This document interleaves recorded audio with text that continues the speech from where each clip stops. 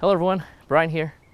I'm happy to do our first ever viewer requested content. Today we'll be building a trellis together by wattling sticks. And this is something that I started doing last year after finding how much the prefabricated trellises cost. Since we have a lot of building material from our yard, we started to make our trellises by wattling them. One of the things that was discovered is that they're good for about a year.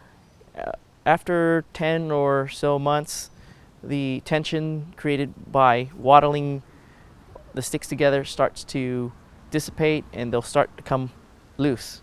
So after a growing year, you may want to tie the intersections together, secure the intersections together, or build a new one.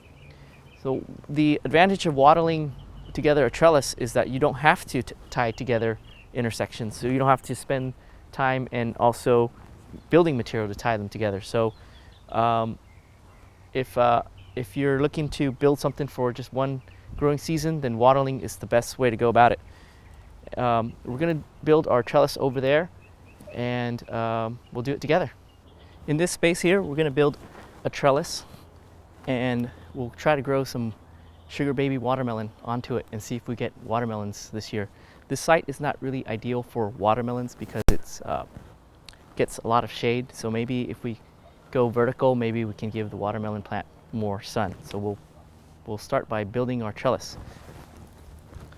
So once again, select the strongest and straightest sticks for the vertical pieces, and we'll need 4 of them.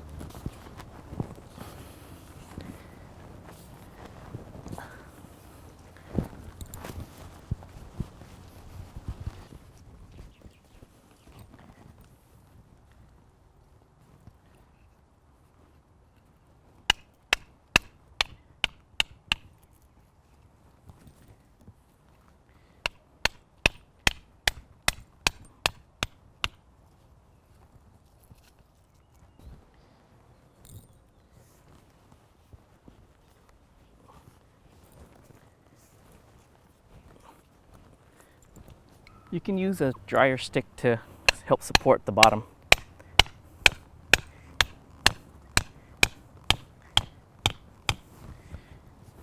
With our vertical sticks evenly spaced apart, now we trim them.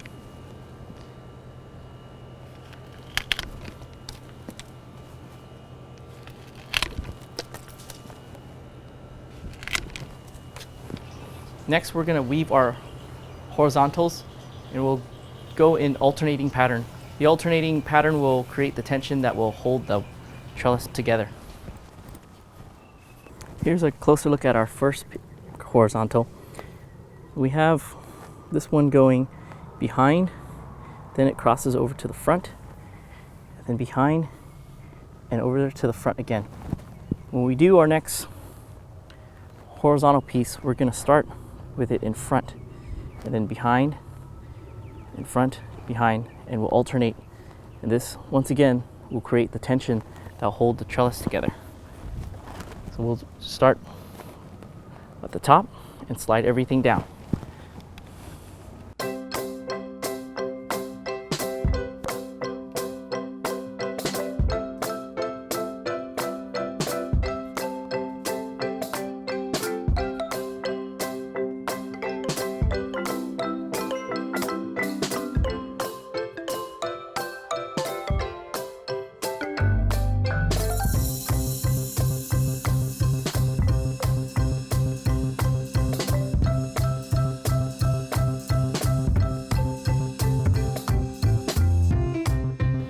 There's our trellis, so the last thing to do is just to trim it for aesthetics.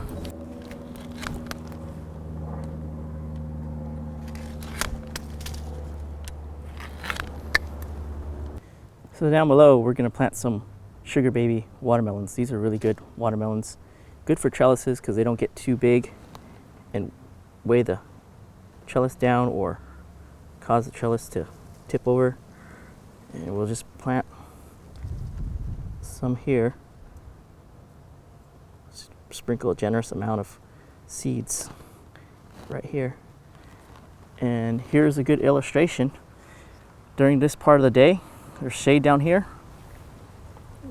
all the way down here, but where the trellis is, there's sun.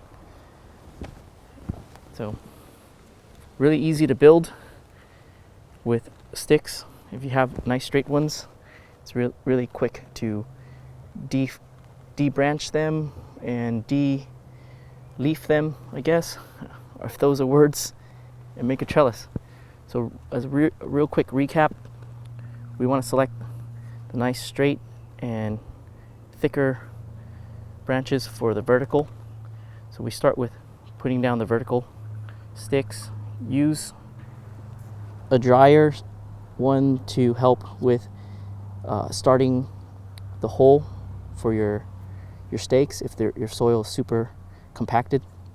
And then if the hole or your stake is still loose, you can drive one of the dry sticks as a way to support your verticals.